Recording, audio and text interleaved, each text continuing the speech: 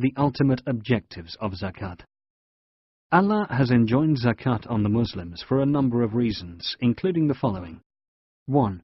Love of wealth is an innate human tendency, and man does whatever he possibly can to acquire it. It is for this reason that Islam requires him to pay zakat to purify his heart from selfishness and greed. As the Quran states, "Take zakat from their wealth to purify and cleanse them." Surat At-Tawbah 9:103. 2. Paying zakat nurtures feelings of affection and harmony and fosters community cohesion. Because people generally have a disposition to like those who do them a good turn, members of the Muslim society become so close-knit that they resemble bricks of a building, supporting one another. Crimes such as theft and robbery tend to drop off. 3. Paying zakat is a vivid expression of true worship and total submission to Allah. When the wealthy pay zakat, they actually obey Allah's commands, recognizing that all prosperity ultimately comes from Allah's favor and grace. By doing so, they also show thankfulness to Him for having bestowed His blessings upon them. If you are grateful, I will certainly give you increase. Surat Ibrahim 14:7. 4.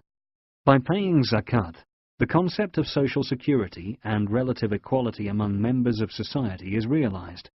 When the wealthy distribute the annual amount of zakat among the rightful beneficiaries, wealth ceases to build up in a few hands and is instead kept in constant circulation. As the Quran states, this is so that they do not just circulate among those of you who are rich. Surat Al-Hashr 59:7. Types of wealth upon which zakat is due. Zakat is not due on the necessities of life, such as food, drink, clothing, the house one lives in, even if it is a high-priced house, and the car one drives, even if it is a luxurious car. It is only due on types of wealth which are not kept for immediate use, and which are bound to increase, such as the following. 1. Gold and silver, with the exception of gold and silver ornaments used by women for their personal use. Zakat is due on gold and silver only if their value has reached or exceeded an established minimum threshold for this particular kind of wealth, nisab, and after one has been in possession of this for a complete lunar year, 354 days. The minimum prescribed limit on which zakat becomes obligatory, nisab, on this type of wealth is as follows. Zakat due on gold is approximately 85 grams, and that due on silver is 595 grams. Therefore, if a Muslim has held such an amount for a whole year, he must pay zakat at the minimum rate of 2.5%. 2. All types of currency, banknotes and coins, held as cash in hand or bank balances. The nisab liable to zakat on cash, banknotes and coins is to be determined according to its corresponding value of gold, 85 grams of pure gold, at the time zakat falls due, based on the current rates of the country in which the payer of zakat is resident. If such currency has been held in one's possession for an entire lunar year, 2.5% of its value must be given out as zakat. To illustrate, if 1 gram of pure gold at the time zakat falls due is worth, say, $25, the nisab of the currency will be as follows. 25, price of 1 gram of gold which is unstable, multiplied by 85, number of grams which is stable, equals $2,125 is the minimum exemption limit, nisab. It is worth noting that estimating the nisab liable to zakat on banknotes, coins, and commercial commodities is generally based on their corresponding minimum amount of gold, since the value of gold is more stable than any other kind of property. 3. Commercial commodities. This term stands for all properties owned with the aim of investing them in trade.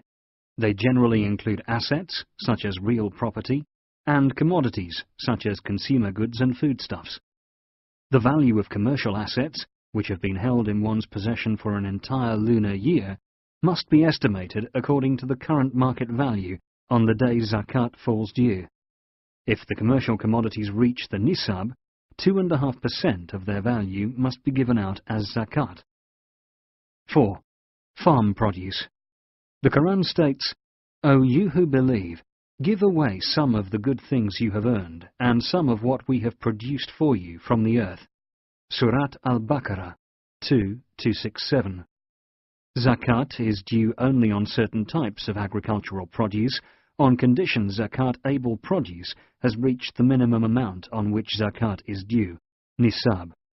In consideration of people's different circumstances, the amount of zakat payable on farm produce varies according to costs spent and effort exerted in irrigation. 5. Livestock. Zakat is due on livestock, such as cows, camels and sheep, only if the animals graze on pasture and the owner does not take a lot of trouble to supply them with fodder. If he supplies them with fodder all or most of the year, zakat is not due on them. Details as to the minimum amount upon which zakat is due, nisab, on livestock are available in books on Islamic jurisprudence. Fiqh. Recipients of zakat. Islam has specified the beneficiaries of zakat, and a Muslim may pay it to one or more categories, or simply give it to charitable societies which undertake to distribute it to those entitled to it. It is more appropriate, however, to pay it in the country where one lives. Those who qualify to receive zakat funds are as follows. 1. The destitute who live in absolute poverty, as well as those who cannot meet their basic needs. 2. Those employed to collect and distribute zakat. 3.